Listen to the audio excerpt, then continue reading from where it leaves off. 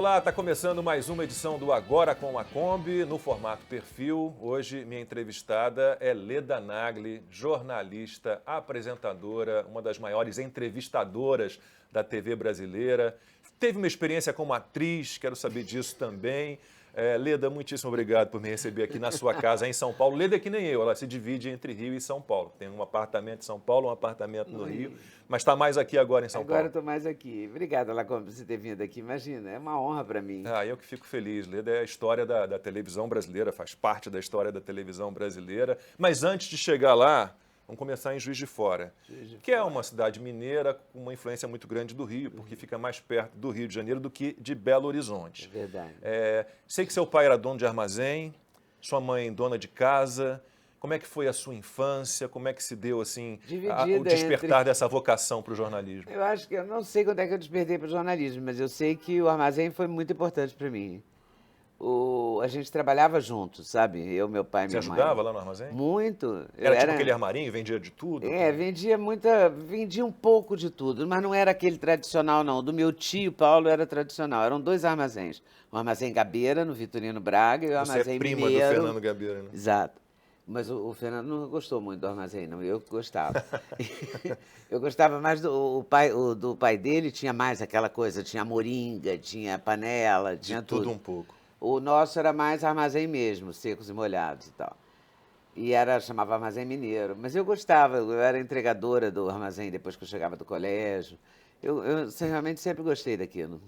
E como é que se deu, então? Como é que você... O Fernando Gabeira, ele é mais velho que você? Mais velho que eu, 10 anos. E como é que foi... Ele serviu de referência, de influência para que você se interessasse por jornalismo ou não foi assim? Talvez tenha servido, Lacombe, mas ele saiu de casa muito cedo, que ele foi trabalhar no Binômio.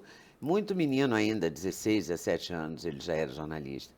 E como a gente tem uma diferença de 10 anos, eu era criança, então não sei. Eu acho que sim, que me influenciou, porque era o único jornalista que eu conhecia. Por causa dele, eu conhecia uma dezena de jornalistas de Juiz de Fora, porque tem jornalistas em Juiz de Fora, né? Eu quero falar sobre isso, inclusive. Deve ter alguma coisa na água de Juiz de Fora que forma jornalistas, principalmente de televisão, né? Eu vou fazer um esforço aqui de memória, de cabeça, trabalhei com elas.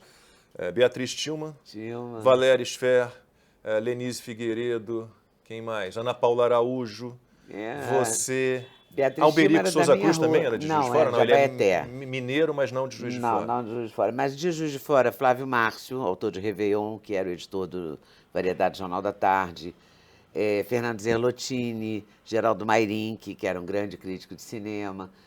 Tem a geração do Gabeira, é uma geração muito rica. Afonso Romano de Santana, é uma geração rica de jornalistas. E você era do tipo que gostava de ler jornal, de Sempre ler gostei. livros? Sempre Ali gostei. Você, pequena, já entendia que já talvez gostava. fosse seu... Meu pai lia muito também, então eu tinha na minha casa tinha livros e eu gostava de ler e sempre gostei. E na hora de vestibular, quando você decidiu pelo curso de jornalismo, maravilhoso. como é que foi essa decisão? Assim? Eu decidi jornalismo, meu pai decidiu que não podia ser jornalismo, porque sou filha de árabe, tinha que fazer uma coisa de moça. Então a gente fez um acordo, uma negociação mesmo. Eu fazia o curso normal e quando acabasse o normal eu podia fazer o vestibular para o jornalismo. Mas eu não podia fazer o científico, por exemplo, entendeu? Que na época era normal, científico ou clássico. Antes do primeiro e segundo grau, que também já não existem mais. Agora é o quê? Não é mais Agora primeiro e segundo grau? Agora é ensino fundamental e ensino médio. Ah, tá. Então, era o ensino médio da época, era a escola normal. Eu sou professora primária, e quando acabou, eu fiz vestibular, passei. O acordo era esse, ele cumpriu a parte dele. Você fez Universidade Federal? Fiz tudo público. Só estudei o infantil, que eu estudei no Instituto Santos Anjos, que era das freiras carmelitas. Depois eu fui para a Escola Normal Oficial de Juiz de Fora, que era a escola pública, fiz o ensino médio, que era o ginásio e a escola normal, depois fui para a universidade, que era pública também. E a faculdade você fez em Juiz de Fora e não no Rio? Federal de Juiz de Fora. E aí se formou em Juiz de Fora, e como é que você toma essa decisão de ir para o Rio de Janeiro? Porque teve um concurso entre estagiários de jornalismo, entre estudantes de jornalismo, e eu ganhei esse concurso, e o prêmio era um estágio no JB. No Jornal do Brasil. No Jornal do Brasil. Para o meu pai me deixar vir para o estágio foi outra África, entendeu? Outra confusão. Mas, enfim, eu fui fazer o tal do estágio, aí renovaram o meu estágio, e depois iam me contratar, mas aí ele não deixou. Fez eu voltar para Juiz de Fora, terminar o curso, eu terminei, voltei para o Rio. Aí encontrei o Alberico Souza Cruz, que me deu um emprego no O Jornal. No O Globo? Não, Ou não? primeiro no O Jornal, que O era dos Jornal, esse associados. eu não Ah, é lembro assim. desse. Tem o Estado de Minas e tinha uma rede do Assis Chateaubriand, que era uma rede poderosa dos associados, né, os diários associados. E tinha o Jornal no Rio. E o Alberico veio para o Rio. Não veio, não foi, porque a gente está em São Paulo. Foi para o Rio. Sempre é difícil saber onde ele está. Editar o Jornal. Que a ideia era fazer do O Jornal um jornal da tarde da época. O Jornal da Tarde aqui em São Paulo era o jornal mais moderno Era que uma tinha, vanguarda, né? Vanguarda e tal. E essa era a ideia do Alberico. E claro que não deu muito certo. Quer dizer, deu certo porque só tinha gente fera. Reinaldo Jardim, Mirlando Beirão. Tinha um monte de gente bacana, mas acontece que não deu certo, né? Do ponto de vista econômico. Aí acabou o jornal, eu peguei minhas materinhas, fui lá no Globo, pedi um emprego para o Caban. Já eram matérias assinadas? Algumas eram assinadas. Aí ele me colocou como repórter C. Aí, que era O Caban, eu trabalhei com as filhas dele. Caban, Henrique Caban. Trabalhei com as filhas, com a Adriana e Isabela. Olha. É porque você é mais novo que eu, então você pegou a eu geração. vou fazer 56. Seguinte, eu tenho 70 já. Aí o que acontece? Eu levei tudo para o Caban me deu emprego na Geral do Globo, repórter C. Eu durei muito pouco na Geral. Assim, E aí fazia pauta de tudo que você pudesse imaginar? Fazia, buraco de rua e tal. Polícia, eles tinham uma certa discriminação com as mulheres, né? Não deixavam, só a Albeniza. Ah, a Albeniza era campeã, era Albeniza estava em todas. Era grande repórter de polícia e tal. Tinha muito informante. Maravilhosa a Albeniza. Pioneira mesmo. Aí eu fiquei pouco na Depois teve a Liz Geral. Beltrão também, que seguiu mais ou menos. A Liz era mais produtora do que repórter. Não sei se você lembra da Liz Beltrão. Não lembro dela. Eu fui eu fui cobrir o enterro do Vianinha, você vê que é ironia, né? O enterro do Vianinha me promoveu para o segundo caderno. Que era um dramaturgo, né? Era E foi por um escritor. Preconceito, porque o meu chefe de reportagem, que era do Partido Comunista, porque na época todo mundo era comunista no Globo, porque o doutor Roberto Marinho dava emprego para todos os comunistas de carteirinha. Então todos os chefes eram comunistas, do Partidão. E o meu chefe era do Partidão. E eu, no texto, fiz uma página inteira, foi muito legal, porque, na verdade, foi uma grande sacanagem. Foi assim, eu entrava no jornal às 9 da manhã, saía às 4 da tarde. O enterro do Vianinha era às 4 da tarde. O que ele me fez? Me deu essa pauta às 4 da tarde. Então, eu cheguei às 9 da manhã, pesquisei sobre o Vianinha, naquela pesquisa cheia de poeira. Mas eu lembro também, não tinha Google, né? Não tinha internet, não tinha Google, né? não tinha nada. Quer dizer, ia no SEDOC lá, eu vou fazer uma matéria sobre o Vianinha. Era uma poeira só. Aí você saía com umas fotocópias, né, de matérias de jornal antigas sobre a pessoa, sobre o assunto, né, do qual você trataria. Mas como eu tive o dia inteiro, eu pesquisei muito, eu sabia tudo do Vianinha quando eu cheguei no enterro, entendeu? Daí eu fiz uma matéria bem legal. E essa matéria foi que virou a minha vida, porque eu escrevi assim, até o CPC, que era o Centro Popular de Cultura, mandou uma coroa de flores. E o meu chefe comunista achou que eu tinha discriminado o órgão de esquerda. Então me deu uma bronca, eu já tomava broncas nessa época, por conta dessa história esquerda-direita. E ele me deu uma bronca por isso, mas o Evandro me chamou para conversar. Evandro Carlos de Andrade. Evandro Carlos de Andrade. Esse foi meu diretor na Globo. Eu fui trêmula conversar com o Evandro, né? Porque eu falei, vou tomar uma bronca, já tomei uma bronca do chefe de reportagem. Só que cheguei lá, o Evandro estava com a matéria na mão, uma caneta vermelha que ele usava para circular as coisas. Ele me disse, você trouxe a cópia? A gente fazia cópia com carbono. Olha só. Aí eu falei, trouxe a cópia. Ele olhou a cópia, olhou a matéria e falou, quem foi o Cop 10? Que foi Agnaldo Silva. Foi o Agnaldo Silva, Cop 10, autor de novelas. o autor. E aí, na época, o Globo tinha 2 cópias muito bons, que eram o Agnaldo Silva e o Tite de Lemos. Acho que nem existe mais essa função hoje em dia. Acho que não. É. E os dois eram, o Agnaldo criou o Lampião, autor de novelas incríveis, e o Tite Lemos, um poeta e tal. E foi o Agnaldo que liberou a matéria na íntegra, sem mexer em nada. E o Evandro ficou muito encantado com aquilo e me promoveu para o segundo caderno. Eu fui para o segundo caderno por causa disso. E aí, claro, me dei super bem, porque aí era a minha área, né? Eu adorava. Você ficou conhecida no Brasil inteiro, muito ligada à área de cultura, né? E fui para o Jornal Hoje por isso também. Porque eu fiz uma matéria sobre o Lamas, O que é um restaurante? restaurante que mudou de lugar no Rio. E era um lugar que era um ponto de encontro de jornalistas e tal, e a Alice Maria leu essa matéria. Então, quando eu vim para primeiro eu vim para... O Cabam mandou vir para São Paulo. A revista Capricho me chamou para ser editora de texto da revista Capricho. Ah, então essa não é a sua primeira experiência em São Paulo? Não, essa é a minha experiência mais feliz, porque a outra durou 45 dias. O que aconteceu que não deu certo? Eu não entendi São Paulo. E hoje você Literalmente entende? eu não entendi. Ah, hoje eu entendo melhor, mas hoje meu filho mora aqui, eu tenho uma neta aqui, Tem eu tenho muitos amigos aqui. Por sorte, eu encontrei Leda aqui, a gente está sempre se encontrando em eventos. A gente se encontra aqui. Eu não tinha nenhum amigo na época aqui. E eu fiquei primeiro num hotel Excelsior, ali na esquina da São João, com não sei o quê. Bem no centrão, uma coisa ali, horrorosa. E tudo era horrível, a editora Abril era longe, e as pessoas eram esquisitas. Eu queria ficar no Rio, eu saí de Juiz de Fora para morar no Rio, não para morar em São Paulo. Mas é que era 3 vezes o meu salário, sabe aquela coisa? Não tem muito o que fazer, né? O Cabam falou, em 1 ano você vai ser editora-chefe da revista Cláudia. Aí eu fiquei apavorada e vi, eu tinha 20 anos, 21 anos. Muito novo. Aí fiquei aqui 45 dias, um dia voltei para o Rio e no Lamas eu encontrei um monte de jornalistas numa sexta-feira à noite, falei, não quero voltar para São Paulo. Aí me disseram, tem um emprego na TV Globo, que demitiram 3 pessoas lá ontem. Falei, mas não sei fazer televisão, você aprende. Aí eu fui lá, pedi um emprego para Alice e a Alice me deixou. A Alice Maria, que é meu Alice grande Maria, ídolo no telejornalismo, eu devo muito né? a Alice Maria. Eu também. Então, esse interesse por televisão, ele estava meio que adormecido? Você não tinha percebido? Não, eu nem sabia. Só porque surgiram as vagas, era a tua chance de ficar no Rio? Só porque eu queria voltar para o Rio. Nossa, que loucura. Só por isso. Aí a Alice me perguntou, a Alice daquele jeito dela, o que você vai fazer amanhã? Isso era um sábado de manhã que eu apareci lá para pedir emprego. Aí eu falei, amanhã, domingo, nada. Ela falou, então vem ver o fechamento do Fantástico. Eu fui e fiquei louca. Aquele monte de televisão, aquilo tudo acontecendo ao mesmo tempo. Fiquei deslumbrada. Aí, ali você despertou, este é o meu mundo. Aí eu acho que E a câmera gosta de você, né? A sua voz é muito característica, é muito forte, né? Muito expressiva. Aí nos demos bem. E aí como é que foi o teu primeiro passo ali na Globo? Você foi fazer o quê? Eu fui fazer... porque tinha um problema. Tinha um jornal chamado Jornal Amanhã, que era o jornal da Globo de hoje, que era apresentado pela Márcia Mendes e pelo Carlos Campbell. E a Márcia Mendes tinha problemas com a pessoa que escrevia para ela.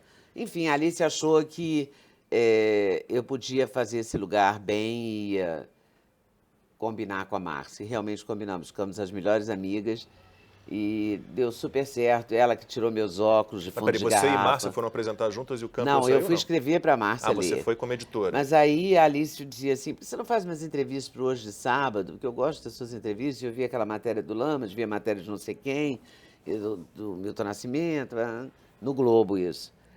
Aí eu comecei a fazer umas entrevistas para Hoje de Sábado, estreia de teatro aqui, uma entrevistinha ali.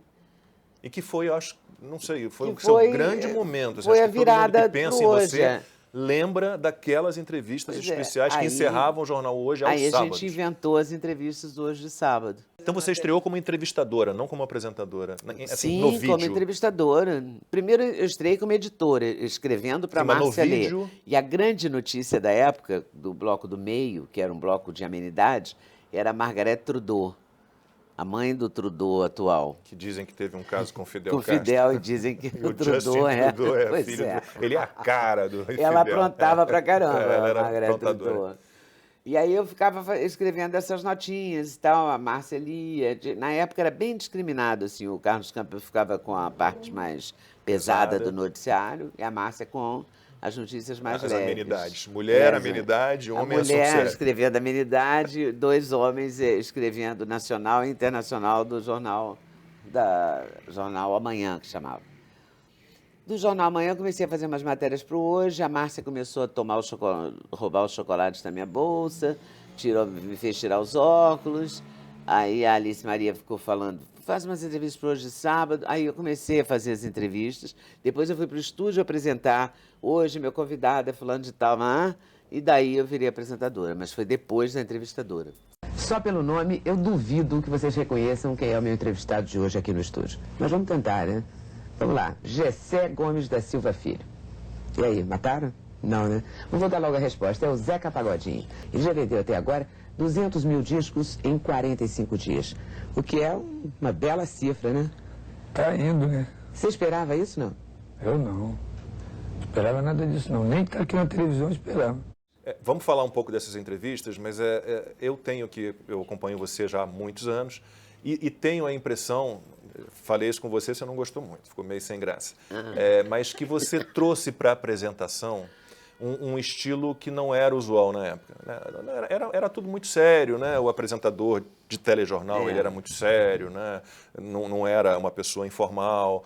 A linguagem também não era ainda tão coloquial, a gente não usava tanto a coloquialidade, a oralidade. E tenho na minha memória que você foi a primeira apresentadora, entre apresentadores, homens e mulheres, que trouxe esse estilo um pouco mais informal. Você não era muito de... com seriedade. Você era um pouco mais solta. Você não concorda com isso? Concordo pelo seguinte, eu não era apresentadora. As apresentadoras eram todas apresentadoras. Eu era uma jornalista tentando ser apresentadora. Então, claro que eu era mais informal, também porque eu sou mais informal mesmo, por temperamento, por jeito de ser.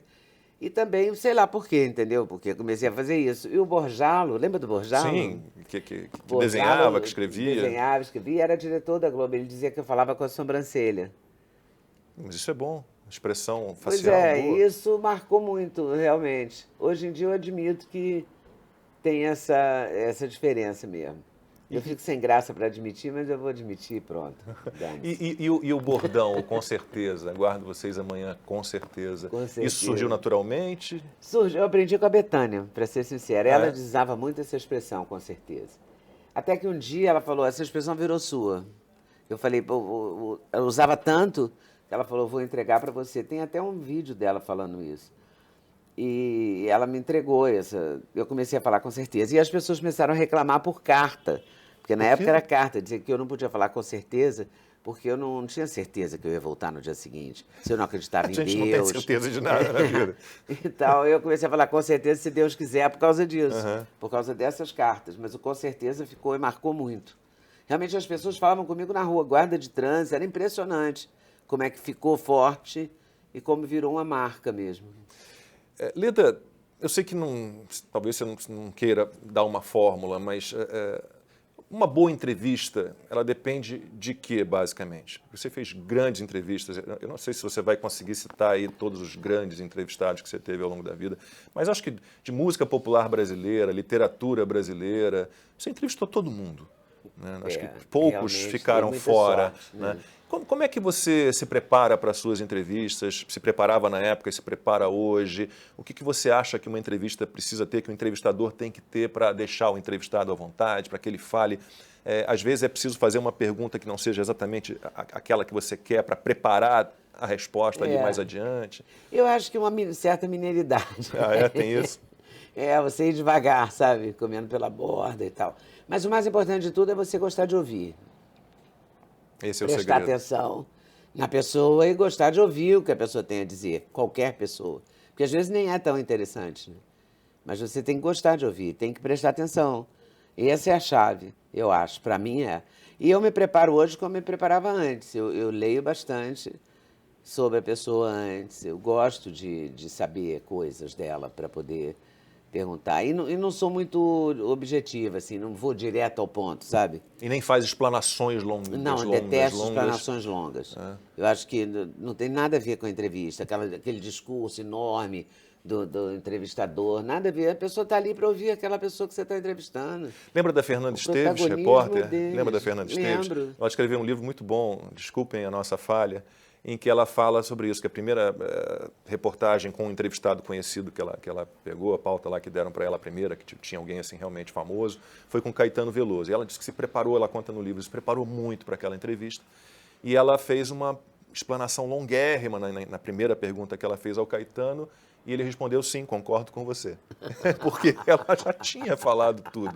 E ela diz exatamente isso. Então, eu acho que é isso. A Leda, eu já dei entrevistas para a Leda, você nos deixa falar. Você é ótimo ouvinte. Acho que esse é um grande segredo. Esse é o ponto, eu acho. Não competir com o entrevistado. É muito bom Não querer ouvir. saber mais do que o entrevistado. Não querer deixá-lo desenvolver o raciocínio. Deixar a pessoa, porque esse jornalismo que eu gosto de fazer, que eu acho que você também gosta, é de deixar a pessoa ser o protagonista, entendeu?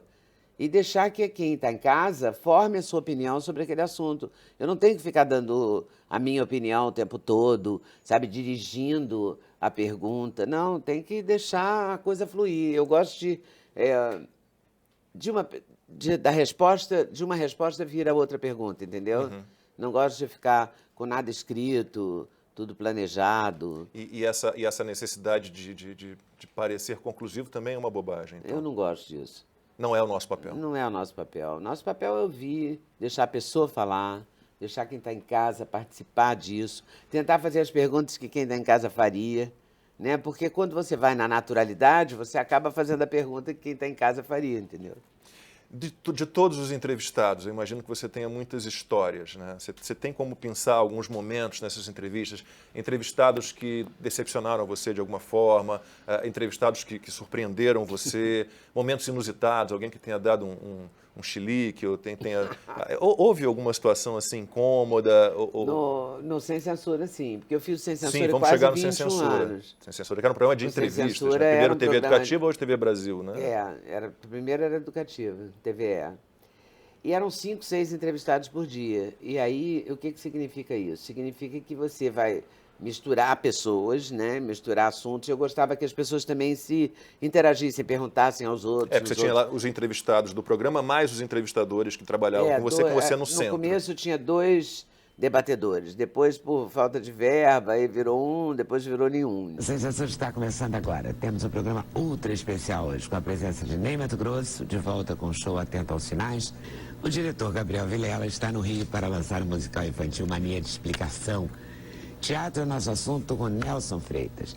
Nelson está brilhando nos palcos com a peça Se Eu Fosse Você. Mas os entrevistados estavam todos ali. Mas eu gostava que os entrevistados também perguntassem aos outros, trocassem, entendeu? Isso fortalecia o programa. Eu descobri que isso não era assim quando eu cheguei. Era uma pessoa de cada vez, assim. Mas depois eu achei que fazendo essa mistura o programa ganhava e ganhou realmente. Ganhou muito. Aí acontecia de tudo lá, como acontecia a pessoa que ia de óculos escuros, eu ficava com aquela cara assim, e quando chegava na hora de falar dizia que não tem sentido, depois de ouvir tantas coisas boas, eu não tenho o que dizer. Eu falei, tem, a senhora já perdeu a tarde inteira aqui, né? Já veio para a cidade. Alguma coisa vai falar. Alguma coisa a senhora vai falar, porque aí eu perdi um pouco a paciência, eu gosto de perder um pouco a paciência também, sabe? Acho que faz parte do jogo, sabe? Porque é um jogo, entrevista é um jogo. Né? Você joga ali o tempo todo. O bacana é que todo mundo participe, o bacana é que as pessoas se expressem. Então teve isso, teve uma cantora que uma vez eu falei, eu volto daqui a pouquinho com a fulana de tal cantando. Ela falou, não, vou cantar. Eu falei, ok, eu volto com ela sem cantar. Porque o programa ao vivo tem isso, né? Não, essa hora, minha voz não está no ponto. Dá um piti. Tinha piti de toda sorte. E tinha também, porque é um programa que precisa de produção. Então, às vezes, a produção tinha que botar 5, 6 pessoas na mesa. Não é fácil. Nossa. Todo dia não é fácil. Então, às vezes, tinha os divulgadores, as pessoas que ficavam divulgando. O advogado tal fala muito bem. Então, eu me lembro de um que foi maravilhoso. Foi na morte do PC Farias. No dia da morte do PC Farias. Eu estou rindo, mas não tinha nada de engraçado. A história foi horrível. Aí, veio um advogado. Quando eu virei, eu tinha uma cadeira que virava, eu virei, era o principal assunto do dia, tinham matado o PC Farias. Sim. Quando eu virei para ele, comecei a perguntar sobre o PC Farias, ele disse, eu não entendo nada disso. Eu cheguei hoje da Europa e a minha especialidade é meio ambiente. E aí, faz o quê? Eu falei, e aí eu volto mais tarde para conversar com você. E nunca mais voltei, claro, mudei de assunto e falei do PC Farias com outras pessoas da mesa que não tinham nada a ver com a história, que falaram só o que sabiam, tinham lido e visto na TV. Claro que ficou uma droga o programa, mas, entendeu? Foi um erro brabo de um divulgador que vendeu o peixe do cliente dele. Tem os assessores de imprensa que não ajudam também. Não ajuda nada, tem uma hora que não ajuda. Como lembrança mais carinhosa de um momento especial, você tem algum entrevistado que tenha te deixado assim realmente muito emocionado e muito feliz com o papo, com a entrevista? Vários, nossa. Ter levado o Chico Buarque à TV Globo numa época que ele detestava a TV Globo. Caetano, Gil, a família Caymmi, levei os Trapalhões, toda a formação original dos Trapalhões sentados no ainda chão. com tal, todos, muito com Mussum, com Zacarias, Mussum, Zacarias, tudo. Foi divertidérrimo. Olha, muitos momentos. O do Carlos Drummond de Andrade é o grande destaque, porque era o E não Drummond, gostava né? de dar entrevista, não gostava Não muito de dar gostava. entrevista. E foi uma coisa muito doida. Eu consegui o telefone da casa dele, liguei e ele atendeu. Ele próprio. É, telefone fixo, imagina, hoje em dia isso é impensável, Uhum. né? Aí ele atendeu, eu comecei a conversar, falei que eu De era... mineiro para mineiro. Que eu era mineiro e tal. Ele falou que me assistia no Hoje. Eu falei, pois é, eu queria fazer uma entrevista, então quando a Maria Julieta vier. Maria Julieta era filha, Era a ela vinha vida lançar um dele, livro. né? Era a Tanto que ela vida morreu, dele. ele morreu Ele logo morreu em em seguida. seguida. E ela vinha lançar um livro. E ele falou, então com a Maria Julieta. Eu falei, tá ótimo. Depois ele me deu uma segunda entrevista, sem a Maria Julieta.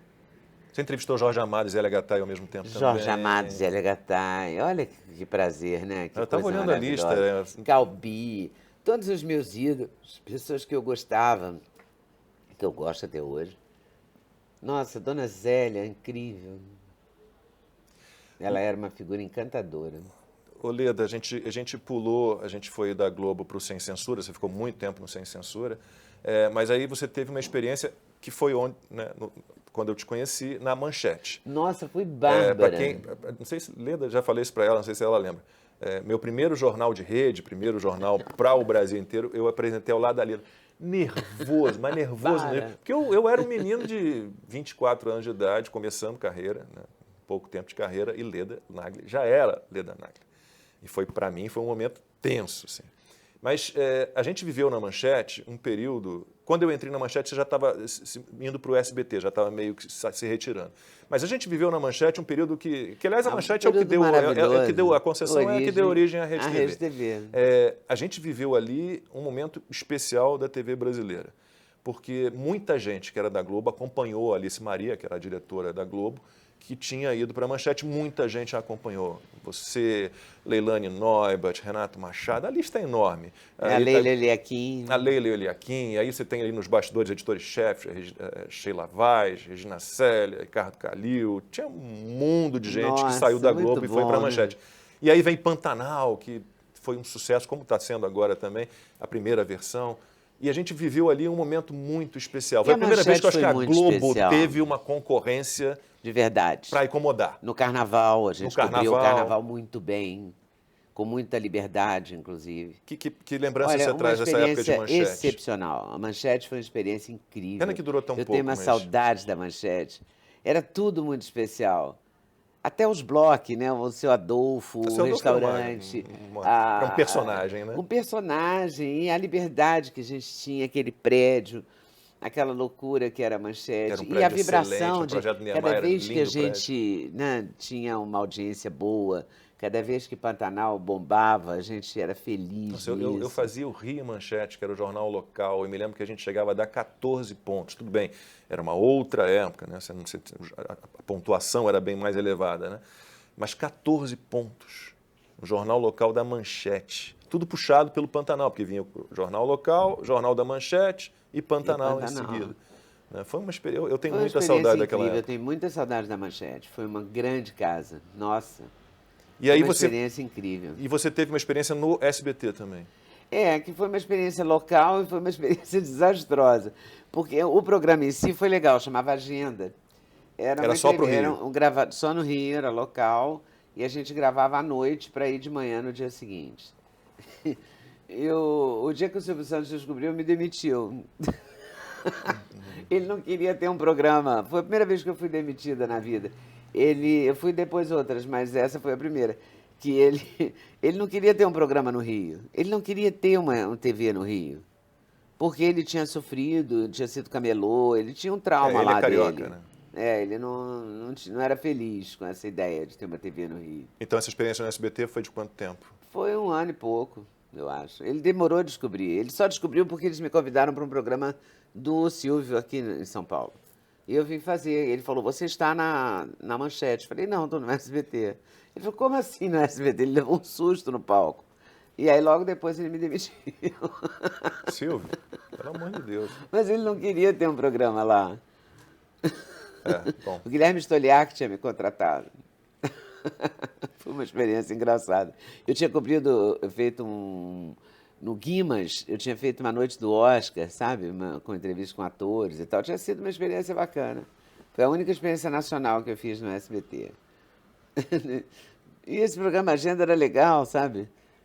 Estreou com o doutor Marcelo Alencar, que era o prefeito da cidade, dona Sarita, irmã do Silvio, era a diretora do SBT no Rio. Ela tinha sido sequestrada, tinha ficado na mala do carro, lá na Tijuca. O Silvio também foi, né? É. Eu sei que eles tinham lá os traumas deles com o Rio e ele me demitiu, mas Então, a tudo bem. tua última experiência em TV, formato TV, uma emissora, foi no Sem Censura. Foi no Sem Censura. Você saiu quando? Em que ano do Sem Censura? Eu saí de janeiro de 2017. Janeiro de Nossa, 2017. tem um monte de tempo, né, que eu não faço TV. Imagina, A única coisa que eu 5 faço anos. TV hoje é, de vez em quando, é o Direto ao Ponto, do Augusto Nunes. Só isso. Ótimo, excelente programa. Mas você se reinventa a partir daí. Aí me Mais ou menos reinvento. o que eu passei também, de maneiras diferentes, mas tem alguma similaridade.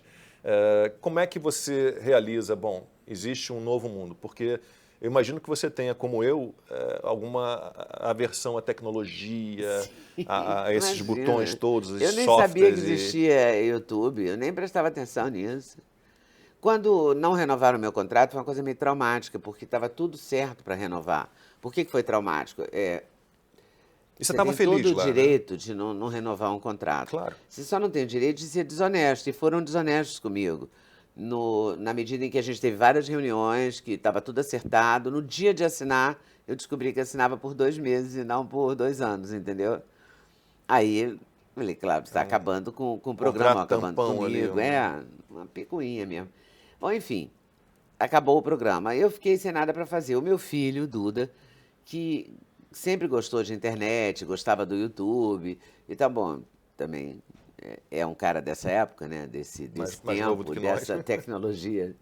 E ele sempre me impressionava para fazer alguma coisa no YouTube, mas eu não tinha tempo, porque fazendo um programa diário de 4, 5 entrevistados, com a produção de 4 pessoas, você só tinha 4 pessoas na Então a produção. ideia surgiu já com você na TV, não era? Não, ele falava isso, mas eu Mas nem você prestava entrava por atenção. aqui, Imagina, nem me ocorria. Aí eu fiz algumas coisas paralelas ao Sem Censura, escrevi no dia, fiz umas coisas assim, mas nunca a dedicação mesmo, uma coisa inteiramente nova como é o YouTube, era o YouTube para mim, eu nunca nem me ocorreu. E ele ficou me pressionando, não, vamos fazer um canal, agora é a hora e tal. Acho que ele achou que eu ia pirar também sem trabalho, né? E eu ia mesmo. Ele tinha toda a razão, foi muito Bom, bom. ele trabalha ter a vida inventado inteira, de isso. repente, Eu trabalhei a vida toda. Aí começamos a fazer o canal. E eu comecei a fazer de uma maneira muito louca, porque todo mundo me dizia que devia ter 10 minutos a entrevista, que ter 15 era o máximo. Mas escolhendo como os seus entrevistados, que tipo de nicho você resolveu ocupar Mais ali? cultura. No início era cultura. Mais cultura. No início era mais cultura. Só virou uma coisa mais política em 2018, nas por causa eleições. da eleição. Que aí começou a... Comecei o João Amoedo, o Ciro, o Álvaro Dias, aí o Bolsonaro. Aí o Bolsonaro fez essa virada. Pô, de repente eu chego em Brasília, fico um tempão aqui, as minhas posições, eu não defendo o regime militar, eu defendo as verdades do regime militar. Nunca falei que não teve excesso, né? Você não tem nenhuma vontade que o regime militar volte, não, né? Não, em grande parte voltou comigo, pelo voto. Quer dizer, não foi, como as coisas acontecem, às vezes, sem planejamento, né? Nenhum Talvez planejamento, é algo que né? está ali previsto para acontecer, Nada, realmente. nada. O Bolsonaro, então, eu não tinha ideia nem como é que Eu falava lembro da com entrevista ele. dele. Foi ainda no Rio, né? Ainda Foi no seu no apartamento Rio. no Rio. Você recebia as No pessoas no seu apartamento no recebia Rio. lá, recebi todos eles lá. Álvaro Dias, o João Amoedo, o próprio Ciro, eu acho que também foi lá. E você gosta de política? Já gostava, mas não trabalhava, não como Eu um gostava, material de mas trabalho? não gostava como material de trabalho. Eu tinha problemas. Eu achava que ia me dar problema, como aliás acho até hoje. E dá até hoje. Pois é, mas Continua dando problema. mas você não é assim tão posicionada. Eu acho você muito equilibrada. Por que enxergam em você uma direita, Bolsonarista. radical, A bolsonarista, imprensa me chama conservadora? jornalista bolsonarista. Isso é horrível.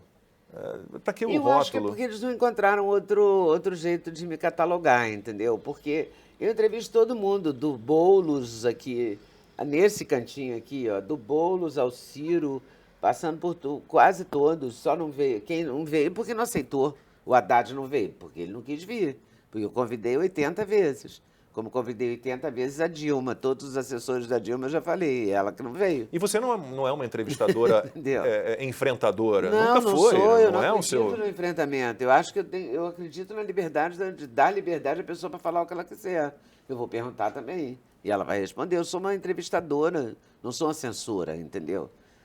Embora o YouTube às vezes ache que eu devia ser uma censora, né? Porque tiram meus vídeos. Pois é, eu quero falar sobre isso. A gente sempre teve o monopólio da informação, sempre teve os donos da verdade, que é essa imprensa tradicional na qual a gente fez a nossa carreira ao longo da vida inteira. De repente veio a internet, vieram as redes sociais, YouTube, e a gente imaginou que isso representaria a liberdade, o fim do monopólio da informação. Mas, foi um bom sonho. Né? Mas de repente as próprias plataformas, as próprias redes sociais começam a banir, a cancelar, a censurar. Você já teve muito problema com isso, de vídeo derrubado? Já, vários. E normalmente assuntos ligados aqui a Covid, coronavírus, vacina. Vacina e Covid, mas mais a doença que a vacina. Mais o Covid mesmo. Eles não gostavam dos médicos que eu escolhia.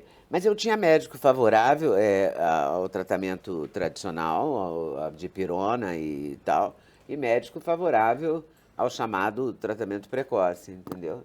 Mas eles não, o YouTube não gostou disso. E como é que você enfrenta essa patrulha, esses cancelamentos, Olha, eu esse fiquei banamento? muito chateada de ter que tirar os vídeos. Eu nunca me imaginei... Porque, assim, eu comecei o jornalismo na ditadura, né? Na verdade, eu comecei a fazer entrevista e a cobrir, a fazer matéria na auditoria militar da 4ª Região Militar, em Juiz de Fora, onde a 4ª Região se instalava, onde estavam presos todos os diretores do Pasquim, Sérgio Cabral, Milor, etc. Os advogados eram o doutor Marcelo Alencar, doutora Letícia, Evaristo de Moraes, pai. Enfim, eram os grandes advogados brasileiros e era em plena ditadura. Eu comecei a ser jornalista na ditadura. Eu me formei em 73. E você E vê comecei paralelo? Eu era o... Como é que se chama? Quando você é correspondente. Eu era correspondente do Estado de Minas, mas era só eu. Não tinha mais nada. Era eu e a minha maquininha Letra 22.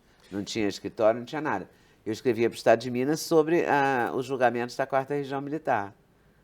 E você tem como fazer um paralelo entre o que você viveu na época do regime militar para o que você enfrenta fácil, agora? Porque no regime na época do militar, regime militar era mais fácil? Eu acho, porque era mais claro, entendeu? Era claro.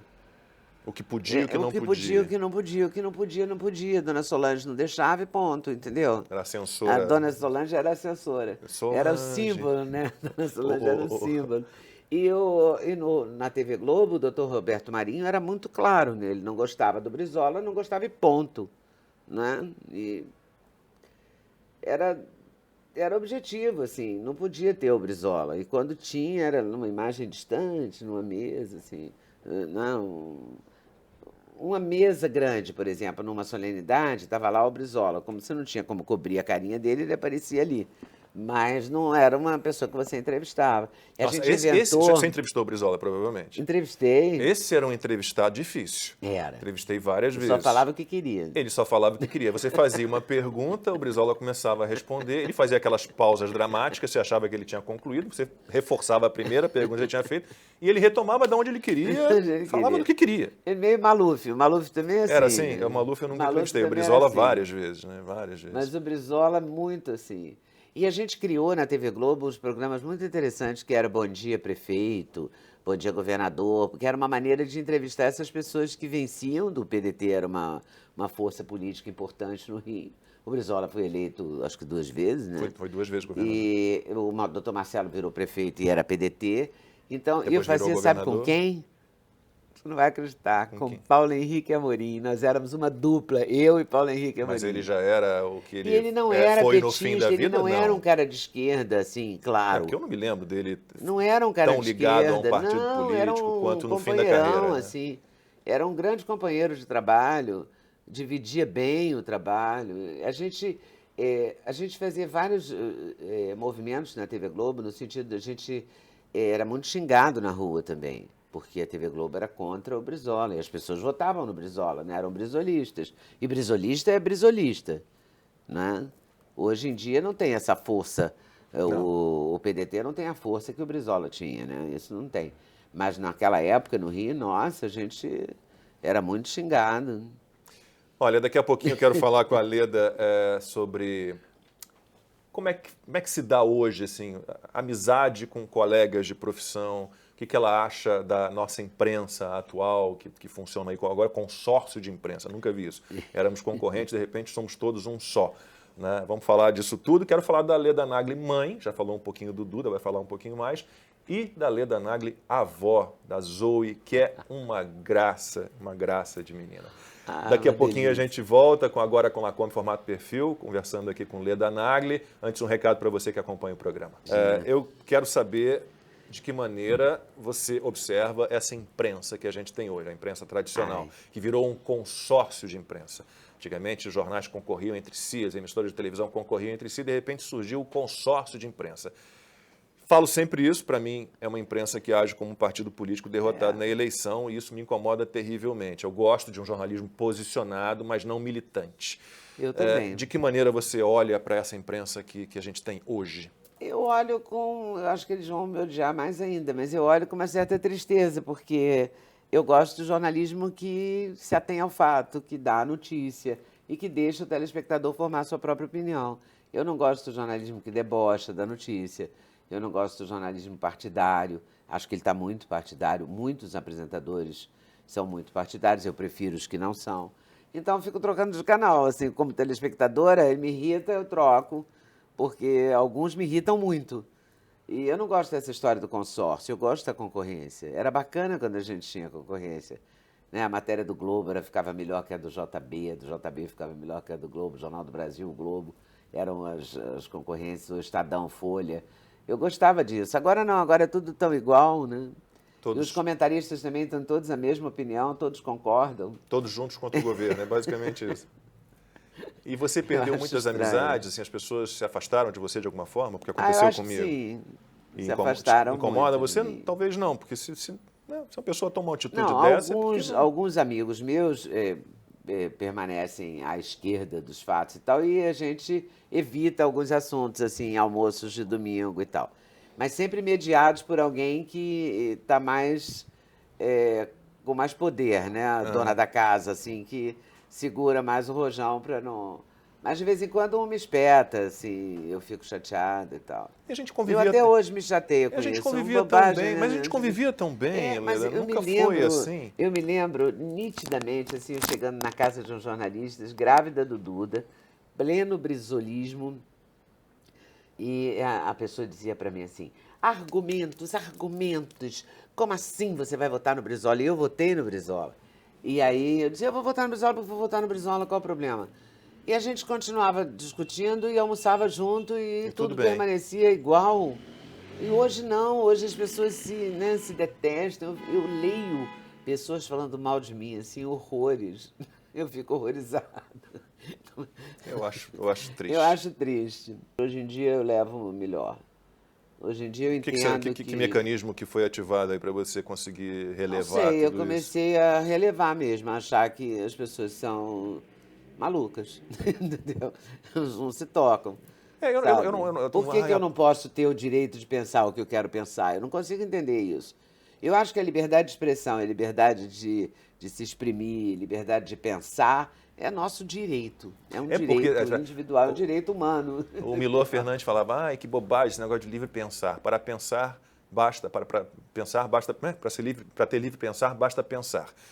Mas a questão toda nós estamos, por exemplo, estou escrevendo um texto, eu escrevo para 3 jornais, estou escrevendo um texto para o jornal e eu fico o tempo inteiro, será que eu posso falar isso? Será que eu posso usar essa palavra? Será que isso aqui vai me criar algum problema? Isso é uma interferência no nosso pensar também. Isso é censura. Né? Censura. É uma situação... Eu jamais imaginei que fôssemos passar por algo... Eu também achei que tinha acabado na ditadura, que censura... Eu acreditei naquelas manifestações do Teatro Casa Grande de censura nunca mais, eu acreditei piamente naquilo. E descobri agora, nesse tempo de pandemia, nos últimos 2 anos, que não, que a censura existe e E é triste, é muito triste que ela exista. Como é que foi enfrentar esses 2 anos aí de fecha tudo, de um mundo de pernas para o ar e medidas restritivas muito pesadas? E hoje a gente olha as pesquisas, os estudos provando que o lockdown foi uma grande bobagem. Como é que você passou gente esses já 2 sabia, anos né, aí? que Você era chegou a uma ficar bobagem. desesperado? Eu cheguei a ficar desesperado em algum momento. Não, desesperada não fiquei, não. Eu fiquei muito sozinha. Fiquei muito tempo confinada mesmo. Depois eu peguei Covid brabérrima e fiquei internada. Aí foi uma coisa meio, assim, dramática. Eu passei momentos muito doidos dessa pandemia. Primeiro, isolada total numa cidade que não é minha, que é São Paulo, numa hora que eu tinha acabado de chegar. Então eu estava começando a achar um amigo aqui, outro ali. Aí fechou tudo, eu não tinha mais ninguém. Eu via o meu filho pela janela, ele chegava ali embaixo, estava Deus, eu dava Nossa, Deus. que situação. Muito doido, muito doido. Eu passei muito tempo assim, isolada mesmo. Eu me lembro que a primeira vez que eu saí, até o porteiro, que aqui em São Paulo chama zelador, ele saiu da casinha dele para me dar oi, sabe assim? Até ele estava tocado de me ver depois, porque ele não me via mais, eu só ia até o elevador. Eu passei meses só indo até o elevador, pegar as coisas dentro do elevador, assim. Absolutamente só. Bom, daqui a pouquinho a gente fala aqui da Leda Nagli mãe e principalmente da Leda avó, né? A Zoe, eu sou apaixonado por ela, eu vejo os vídeos, eu sou fico louca por ela. muito feliz de ver, acho uma menina muito espirituosa, muito cheia de vida, né? O que é a maternidade para você? Você teve apenas um filho, Duda, que é um menino muito bacana, tive a oportunidade de conhecer, acompanho o Ele é trabalho muito dele. legal mesmo. O que representou a maternidade para você? Ah, tudo. Eu acho que é a melhor parte de mim. Assim, o que eu mais me orgulho. Eu hoje em dia penso que eu devia ter tido mais um filho. O Cazuza falou isso para mim muito, sabia? Ah, é? O Cazuza me dava muito esse conselho. Dizia, veja, meu caso, eu sou o único filho, o único sobrinho, o único neto, o único tudo. Olha como é que eu sou louco, entendeu? Você tem que ter mais filho e tal. E eu errei. O Cazuza me dizendo isso, com todas as letras, eu vendo aquilo, e eu tive um filho só. Mas o Mas, Duda é um enfim, grande parceiro. um grande parceiro, nossa, parceiraço. Mas eu acho que é pesado para ele. Eu acho que se eu tivesse tido mais um, seria mais leve para ele. Bom, Mas e não aí? tive. E essa descoberta de ser avó, eu achei que eu ia levar assim, sabe? Não ia significar Não tanto. ia significar tanto. Eu achei que com a maternidade, eu gosto tanto do Duda que eu achava que eu seria incapaz de gostar tanto de mais alguém, entendeu? E eu gosto tanto da Zoe, incrível. E ela é incrível, ela é engraçada, ela é espirituosa, ela é debochada. Eu gosto desse jeito dela, debochado, sabe? Intrometido, assim, tudo ela sabe, tudo ela vira pra mim e diz, deixa que eu faço, assim, umas coisas mais absurdas, que tá na Autossuficiente. cara que ela não vai saber fazer aquilo, mas ela acha que sabe melhor que eu, agora, com 3 anos. É muito engraçada ela. Eu gosto muito da história. Tem características da avó, será? Eu acho que tem. Tem. Eu identifico nela algumas coisas muito parecidas comigo, assim. Agora, não sei, né? A gente identifica porque quer identificar também, né? Ela come. Não, você não fica Agora, fazendo... ela tem o carisma da mãe, que juntou com o carisma do Duda, juntou com o carisma da mãe. Acho que tem um pouquinho de mim aí, entendeu? Mas ela é uma pessoa à vontade, sabe? Outro dia eu vi uma cena dela, ela chegando num evento com a Sabrina, um monte de fotógrafo. Não, Ela deve tem ser 3 difícil para uma anos. criança. Difícil. Ela foi pro meio dos fotógrafos, ela fazia pose, sabe? Ela subiu no palco, não saiu mais do palco. Inacreditável aquilo, ficou todo mundo perplexo, entendeu? Porque não é uma coisa... E deve ser difícil você achar ali quanto você pode expor a criança, né? Isso Quanto deve ela... ser uma complicação. Isso é muito bom ser difícil, avó né? nesse ponto, né? Porque não porque tem aí que você dar tá... palpite Isso é nisso. para uns Aliás, pais. tem que ficar calada sobre isso. Então é problema dos pais, né? Mas é muito porque é outro tempo, né? No meu tempo, sei lá, você ia no aniversário, parecia uma fotinha na amiga, entendeu? Hoje em dia é o tempo todo a exposição, né? É muito louco. É educação. Educar dá muito trabalho. O Duda é muito... Dizer não é complicado, né? O Duda é muito rígido nisso. A Sabrina também, mas o Duda é mais. E eu acho que é legal isso. Eu acho que tem que ter limite mesmo, entendeu? mas com muito carinho. E ele é um paizão, assim. Eu sou orgulhosa do pai que ele se tornou.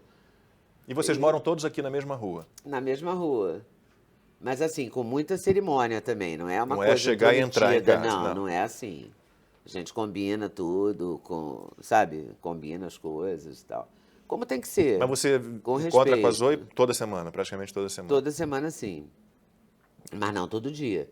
Porque sou avó de menina, do pai, né? A avó da mãe sempre vê mais, Sim, é sim, natural sim, isso é isso. inevitável. Não tem Mas como eu ser adoro diferente. quando eu vejo, eu aproveito cada momento, assim, a gente faz coisas junto, brinca junto, e faz bolo junto, é uma loucura. E torce por outros netos? Ah, com certeza, adoraria. Já Eu que você acho só teve que, o Duda, acho que, Hein? já que você só teve o Duda, eu acho que seria legal, mas aí depende deles, né, da vida deles, do momento deles, tudo é muito complicado hoje em dia, né? E tem carreira, e tem trabalho, e tudo misturado. como é que a gente falou um pouquinho no início, falar um pouquinho mais, já caminhando para o fim, como é que você está se sentindo em São Paulo? Uma mineira com coração carioca, em São Paulo. O que São Paulo tem de... Não vou falar dos defeitos, que todos os lugares têm defeitos, mas o que São Paulo tem de melhor? São Paulo é muito eficiente, né, Lacombe? Como os profissionais são profissionais, né? Para trabalhar, para os horários, para os compromissos. Eu estranho muita coisa. Eu estranho os horários, por exemplo. Horário do almoço, horário...